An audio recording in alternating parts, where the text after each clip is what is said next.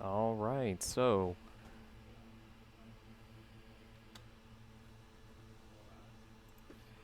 so today we have an A1466 MacBook Air that is not turning on after a little bit of liquid damage. This one's actually going to be pretty quick because I've already gone ahead and done some preliminary diagnostics on it. But basically, in short, some water was spilt on this logic board close to the backlight circuit. And I'll put it under the microscope so you can get a better look at it. But there's definitely some corrosion on this capacitor. But the interesting thing is that's not the reason why this isn't turning on. If we had a bad issue with our backlight circuit, the unit itself would still power on, we just wouldn't have a working backlight. So what's very interesting about this one, if we go ahead and switch over to our microscope camera, is that we see corrosion here. That is definitely a capacitor. And with our multimeter, let's measure and see what the resistance to ground is on this specific line, and we can see it is in the mega ohms, which means that's not where our issue's at. So what we're going to do first before anything else is we are going to hook up our MagSafe 2 to our DC power supply that we have here. I actually have the software plugged in right above me so you can see how much amperage this computer actually takes. So let's go ahead and pull up that software.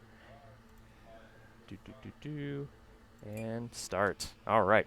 So we can see that we are getting 18.5 volts, which is what we need, at 0.03 amps. That's basically nothing. So the MacBook itself is not fully turning on.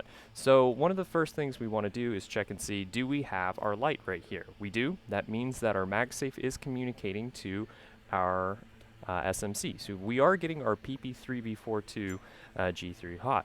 Now we want to check and see, do we have PP bus? So let's go ahead and find where PP bus is on our schematic. I've already pulled up our Flexboard View software here from Paul Daniels, and I know where it is on this model, but in case you don't, what we're going to do is search for it and just type in power aliases on our schematic. So let's check and see exactly where that is located.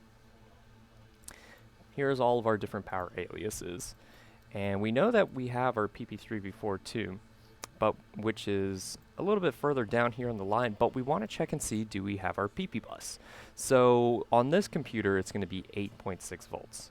So what we're going to do is we're going to right click onto PP bus G3 hot, and that's going to show us here on the actual CAD file where this is located. Now my favorite place to measure for PP bus on a MacBook Air is going to be this fuse right here, because it kind of gives us an indicator, do we have an issue with our PP bus on the left side of the fuse or on the right side, so like the charger side or the system side. So let's go ahead and take a look at that underneath our microscope camera and see what we get. So here is that fuse just right next to this giant coil, and what we need to do is change our multimeter into voltage mode. So here is pin 1, which is going to be on the charging side, and we're getting 8.6 volts. Now let's check the other side, and we're getting 1.2 millivolts. This is basically dead.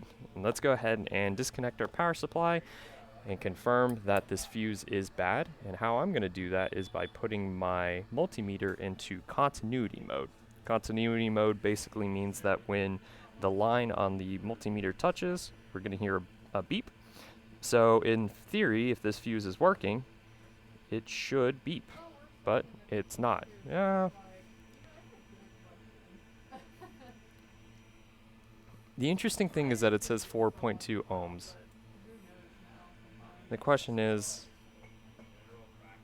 let's see, 4 and 0. So this one's definitely a little strange, but we're getting 0 on this side of the fuse. Just to measure again, let's measure the resistance to ground on this side of the fuse, and we are getting 0.03 ohms. So we have a full short on the right side of our system side of our PP bus. Just to confirm, let's check the left side, and we're getting 4.5 ohms as well. So something right here seems a little low as well. And it's possible that this fuse is still partially working. So what I'm going to do is just remove that fuse and check both pin 1 and pin 2 again, and check and see where exactly do we have our short on this MacBook Air. So what I like to do is to grab some hot tweezers and my rework station, and kind of use them in unison. This is going to be a little overkill for a fuse because there's no ground on it, so there's not really a point of the fuse that it needs more heat than the other part. Kind of like a capacitor. A capacitor is going to be soldered to ground while the other side is going to be on the system line, and they're just on the line where power's at. On a fuse, it's going to be an inline, so we shouldn't have any ground right here to play around with. So this should be coming right up, but it's not, which makes me think I don't actually have my tweezers plugged in. Alright, so we have removed our PP bus fuse. So let's go ahead and measure real quick on pin 1 again and see what we're getting. So with pin 1,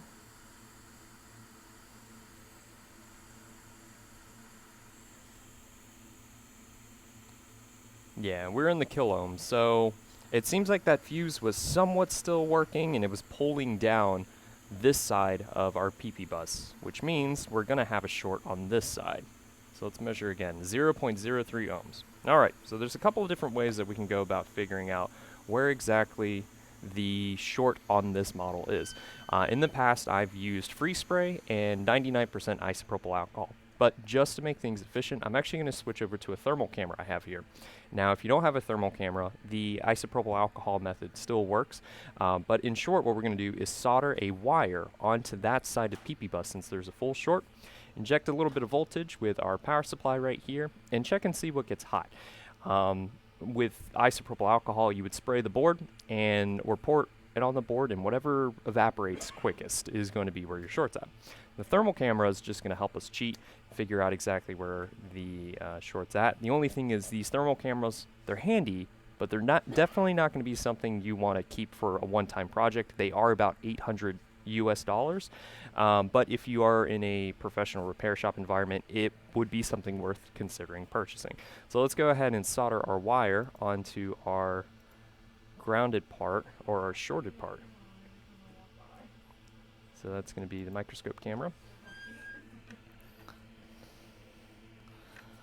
So we know that the right side of this fuse, which is pin 2, is where our short's at on PP bus. So what we're going to do is get our iron, our larger iron, and just apply some solder, a nice mound, a happy little mound. And now we're going to solder a wire. So we're going to solder a wire directly to where we put that mound. Now the purpose of this is going to be our, whoops, wrong camera. This is going to be the wire that we use for connecting our power supply. So to do that, I currently have my MagSafe adapter connected to the power supply. What we need to do to make sure I don't electrocute myself is turn off our power supply, and that's power supply software. Okay, so now, curious what this is. This is simply just a 85-watt MagSafe adapter that I have cut and separated the grounding, the shielding from the actual voltage, and just kind of put some banana clips on. This banana clip ripped off, but this is going to be your positive. The outside shielding is going to be your negative or your ground, and we just plug that in directly into the power supply. Instead, what we're going to use is just alligator clips for jumping the wire. So your banana clips are going to go into the power supply, your alligator clips are going to go onto the logic board. So black goes into black, red goes into red. I'm going to put my alligator clip onto the wire that I just soldered on to PP bus that has the short. Move the coffee out of the way.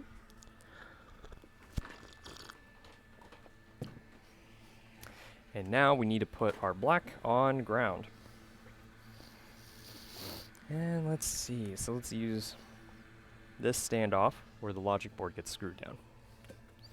Next, let's go ahead and get our thermal camera out. This is the Keonly thermal camera. I think they call it the Super Camera version 2. There is a newer version out. I got this one probably about a year and a half, 2 years ago. Alright, so now we have our logic board hooked up, our black on ground, our red on our short. Now we're going to put it underneath our thermal imager and switch on screen. and open up the Lee software used for detecting or for actually reading this camera. Okay, so things are going to look a little warm on this side because this is just where we applied some of the rework heat and the actual soldering iron. So now what we need to do is go back to our multimeter software.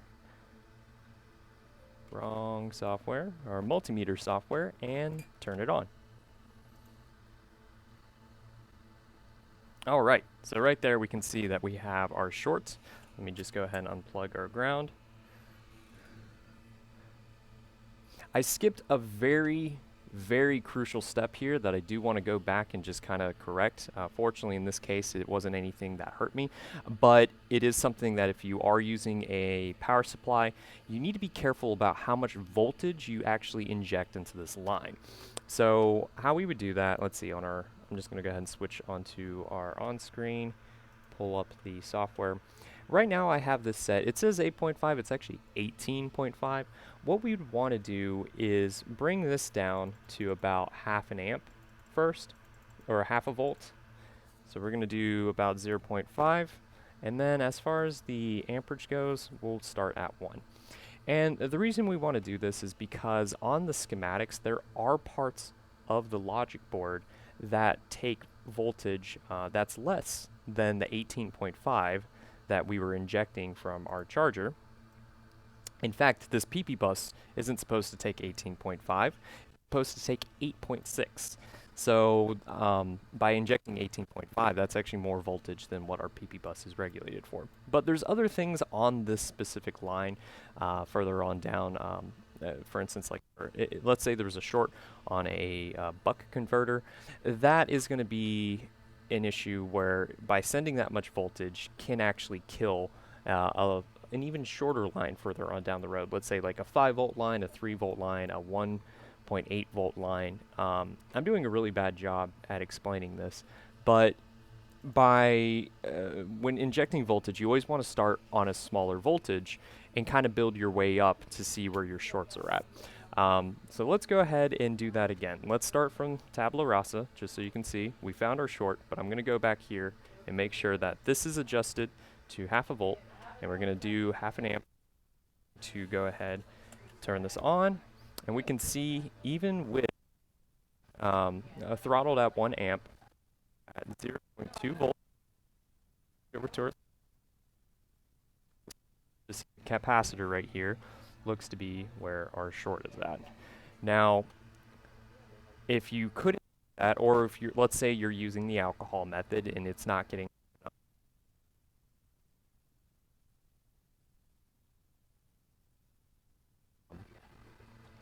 the power supply, and let's increase the voltage a little bit more.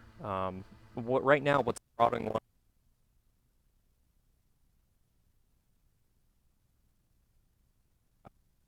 volt. So let's go ahead and put 1 volt on here. Now we're still going to get 0.34 because we're being throttled at 1 amp of consumption. So let's go ahead and increase to 1.2 amps. So by increasing it to 1.2 amps, we're now getting 0.34 volts. A little bit higher, 1.5.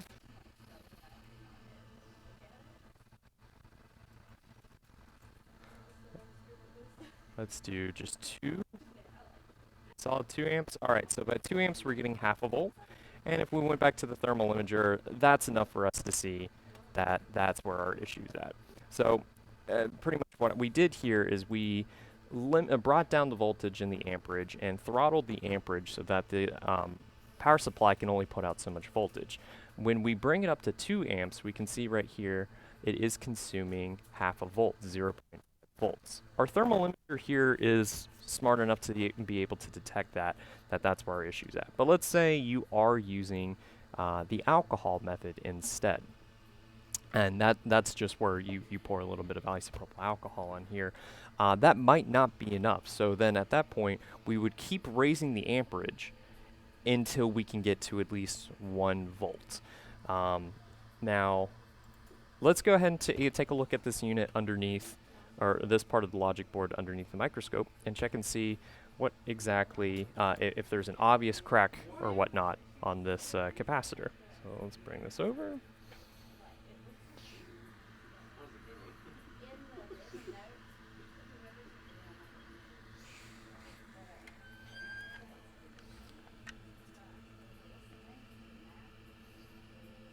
And we can pretty clearly see this capacitor is cracked. Now, alcohol method. Let's say you're doing this from home, you're wanting to fix up your own logic board, you don't have the money to spend on another A1466 logic board, but you also want to just learn how to do board repair. You don't have an $800 thermal camera. How do you figure out exactly where this is? Well, isopropyl alcohol method. Like I said, we use 99% isopropyl alcohol. The reason we use such a high percentage is because the percent of water ratio in here is so low, it's not actually going to hurt the board if we pour it onto the logic board while it's turned on. So what I'm going to do now is switch back over to the microscope camera, and I'm going to pour a little alcohol right here in this area, because we already know this is where our area is at, but I just want to show you what alcohol does when it gets hot. So you can see that it is slowly evaporating that specific capacitor, because that's where most of our heat is being generated. Well, let's say that that's not good enough for you to see because you're pouring it over the entire logic board. It's really hard to see where the actual short's at. Well, that's where we would go back onto our power supply software, and we would raise the amperage. Let's go to 3 amps instead. With this plugged in, how much does 3 amps consume? It consumes a whole volt. That's exactly what we want to see. So now let's go back to our microscope camera here. And if I were to pour a little bit more alcohol onto the specific area, at 1 volt, 3 amps, that's 3 watts, we should see that this is going to evaporate a little bit faster. So this is just kind of the trick of the trade, another method of figuring out exactly where a short on a capacitor is without having an $800 thermal camera. But if you are doing this on a professional level and doing 5-10 logic boards a week, it's probably worth considering the Keonly thermal imager. Well, with enough of that ranting, finding where the issue was on this logic board, let's go ahead and just repeal and replace that capacitor. Switch over to our microscope camera again.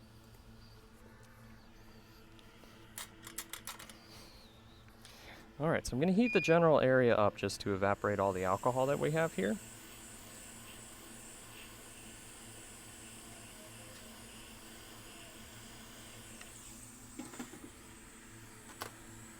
And this is going to be some sort of a tantalum capacitor. These things smell really bad, so if you are working on one of these type of capacitors, I highly encourage using a fume extractor. In fact, I'm going to turn my fume extractor up a little higher because this one always stinks up the office.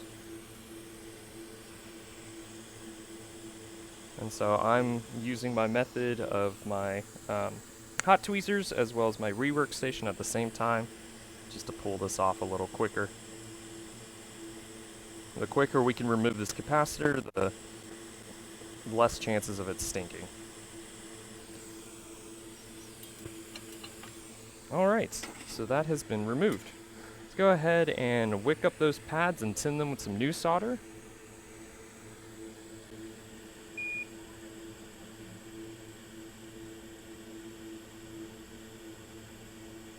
Okay, so we just used a little bit of goot wick here just to get rid of the old solder. And now we're going to apply a little bit of new solder on here. This is just going to allow the replacement capacitor to really take hold. Okay, so our board is prepped, but now we need to get a donor capacitor. Well, actually, before we do that, let's make sure that that resolved our issue. So if we go back to this part of our board where our shirt was, and we put our multimeter back into resistance mode, if we touch this side, we get no connection because my multimeter just died.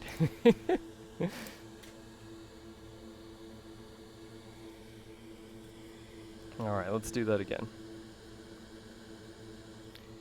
We can see we are in the kiloohms as well. So our full short has been removed, which did confirm that this capacitor being cracked in half was the reason why our unit, or we had a short on our PP bus. So now we need to get a donor.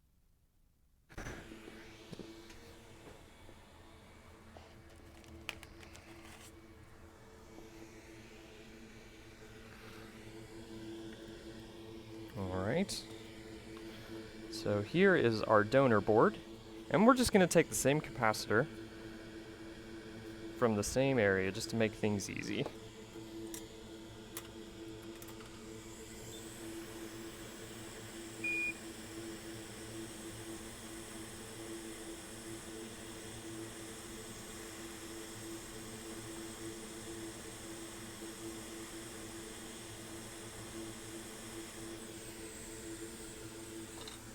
So we've removed that capacitor. Let's go back to our patient board.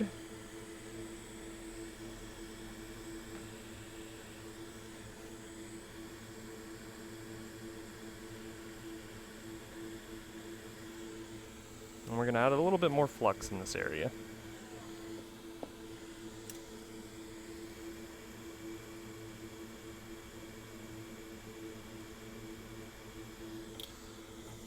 And let's go ahead and put the cap in place. And see, it went on a lot easier because we went ahead and tinned it with some different solder.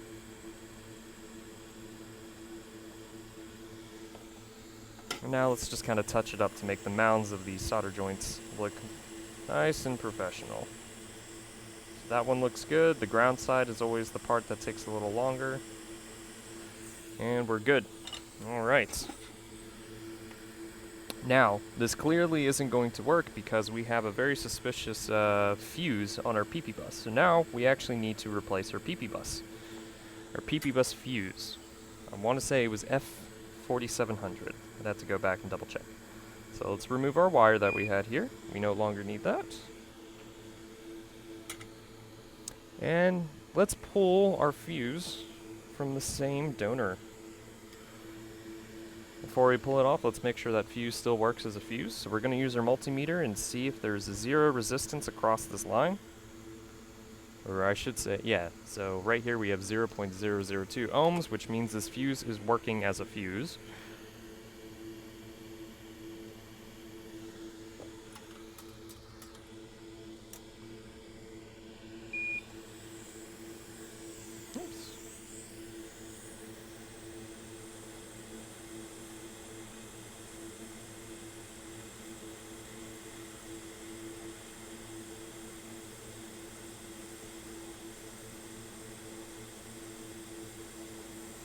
Just in a really tight spot to get to. There we go. Thank you, donor board.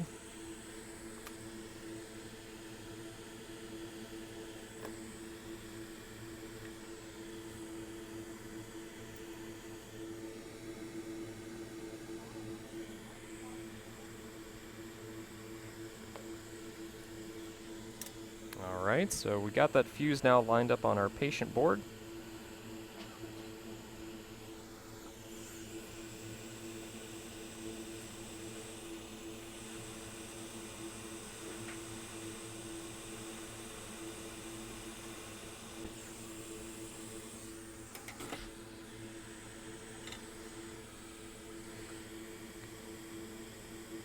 And now I'm just going to touch it up to look better.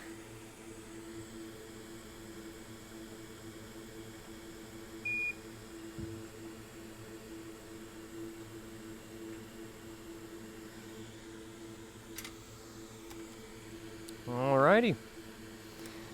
Now, before I turn on this unit, this is our backlight area, which definitely looks pretty bad. Let's make sure that our fuse for our backlight is still working. That's what this little P is. And just like on our other fuse, we're going to measure across and see if we have 0, which we do, which means that this part of the line is still working. And these are 2 capacitors, so these should be pretty easy to replace. Let's just go ahead and address those now.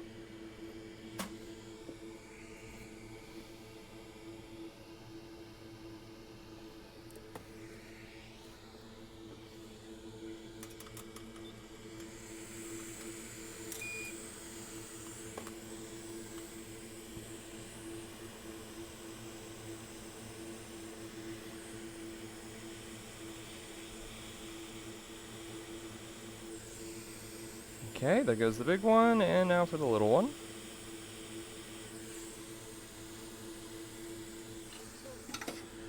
And just like before, what we're going to go ahead and do is wick up the old solder.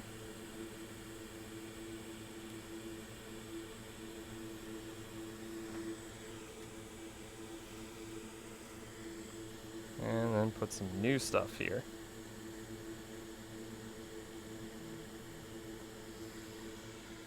Alright, so now we need to get this from a donor as well. The donor I have doesn't really have the best looking backlight circuit, so let me try to find another one.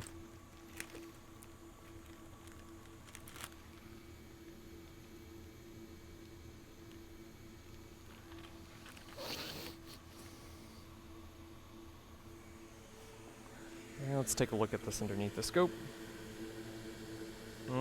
This one looks like it's gotten some water damage around it as well. So let's look for another donor.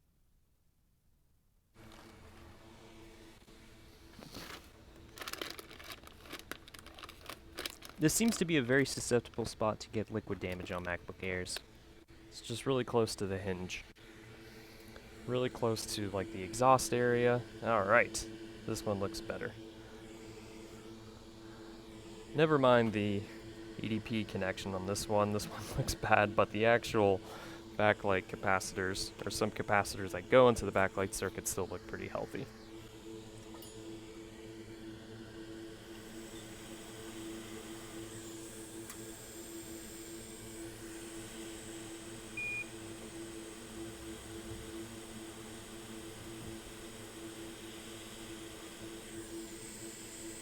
Alright, so we got 1 and 2. Alright, so now that we got our donor capacitors, let's revisit our patient board. And so what I want to do is, I know I took the big capacitor off first, but I want to put the little one back on. It's going to be a lot easier to reach.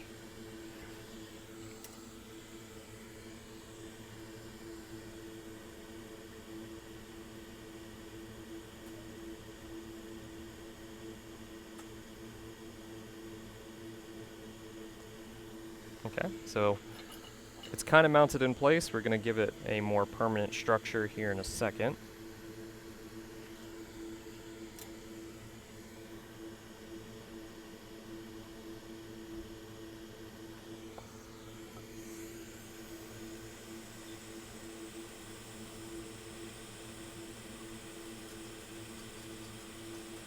Alright, so you can kind of see just by me using the rework station, that little capacitor went into its place. Big one, it's a little crooked, but we're going to go ahead and just put some new solder on here just to get those pads all nice and secure.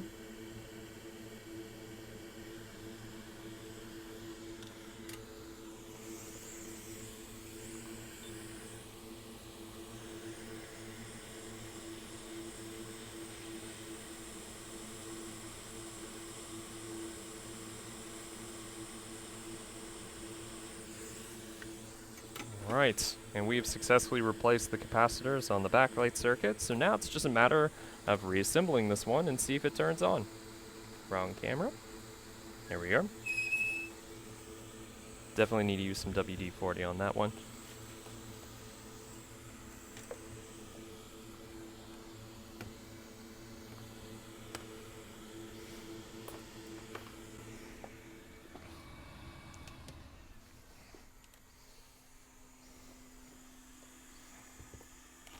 This one's going to need an ultrasonic cleaning, but we're going to give just kind of soft install this temporarily just to make sure, 1, it turns on, but 2, we have a working backlight.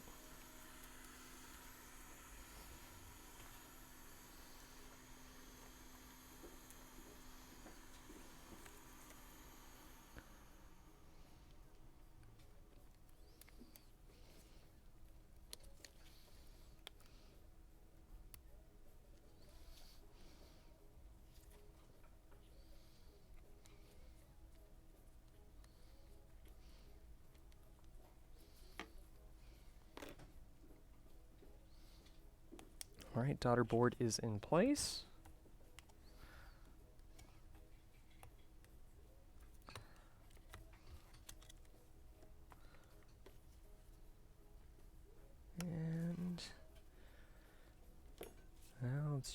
temporarily install.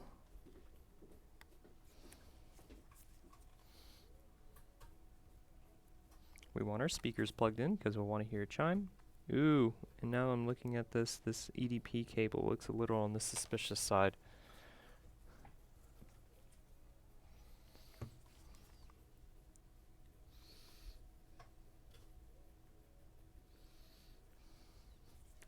Let's take a look at this real fast. We may have to end up replacing this cable as well.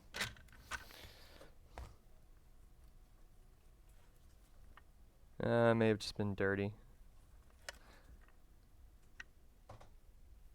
Yeah, it looked like it was really just more dirty than anything else. So I think we're going to be fine there. Okay.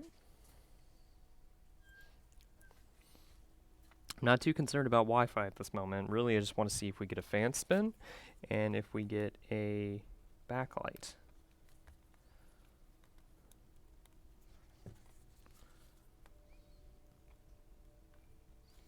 I do want to plug in my IDP cable, the input device cable, just because I want to see if I can make the keyboard option boot so that we can get an option boot menu when it turns on.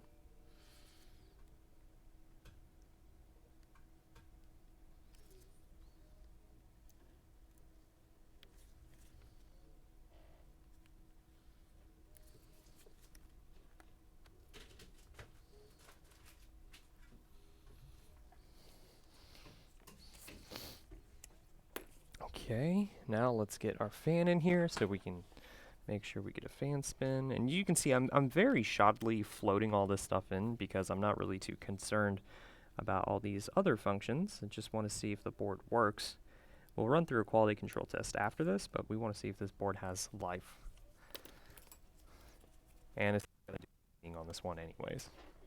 So I know this doesn't look perfect, but we're going to make it look perfect afterwards.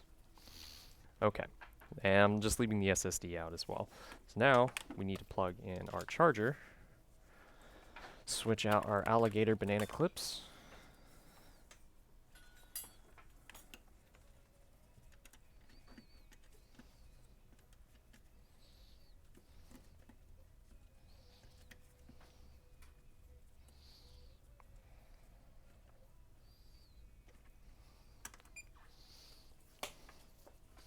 and let's turn on our software here. Make sure that we adjust the voltage right. So this should be at 18.5. Amperage is at 4.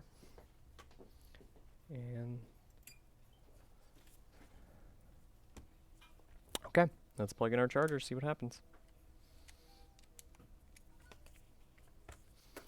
There's a fuse that went back into there, into the magnet part of the MagSafe. Alright, so we got a green light, we got a fan spin. We can see right here that we're consuming 0.5 amps. So that is typically booting voltage, or booting amperage. Now let's check and see. Heard a chime. This is not a keyboard that I'm used to, so I actually didn't see where the option button's at. This one's in a different language. Now, let's see. I can kind of poke the screen here, but I don't want to poke too much to see that the backlight is in fact working. Let's see if we're going to get a question mark with a folder. Yeah, I didn't click the option button quick enough, so that didn't work.